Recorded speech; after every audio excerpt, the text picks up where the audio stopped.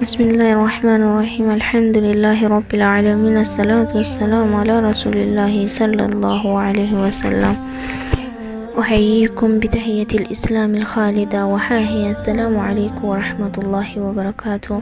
إن شاء الله روانتي ولله أمنتين إسلاما دبرتي لأفبك كم قبتي وانجو إرقام ربي صلى الله عليه وسلم. انت لإساني دبر فاطمة داف أكمت تولا أولا أكتوران أكسوماس انتلتي دبرا خبجا ألفينا هنقم دك إسلام ما خيستي akka qabdu hangam takka akka qabdu walillalla hanga dandame manuma faana tura.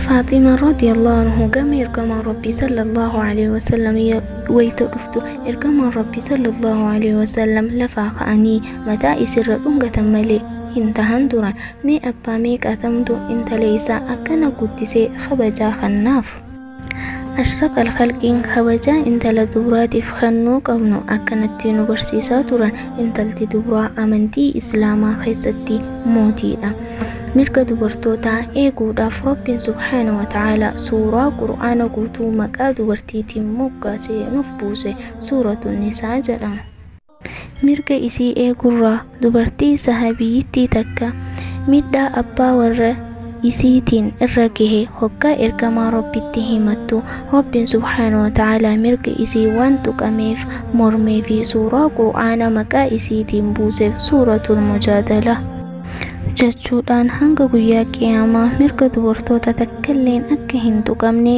rabbiin labsii godhe seenaa isii qur'aana keessatti buusee hangaarraa qarootti jirra.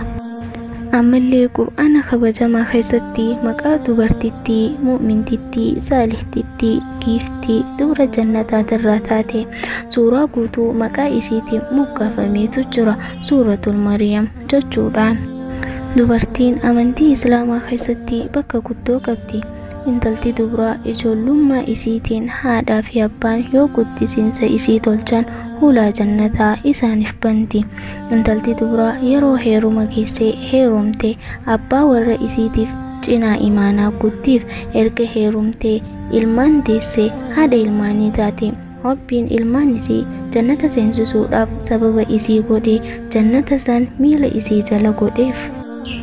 nama itti beekeef intalti dubraa umrii isii guutuun badhaasa gurguddaan marfamtee jirti.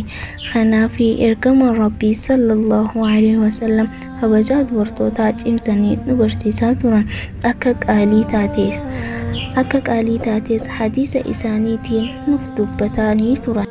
Kun hundi ni'imaa amantii islaamaa mirga dubartoota islaamaatiif kenneedha. Alhamdulillah ala ni'matil islaam إسلام ما فايا. السلام عليكم ورحمة الله وبركاته.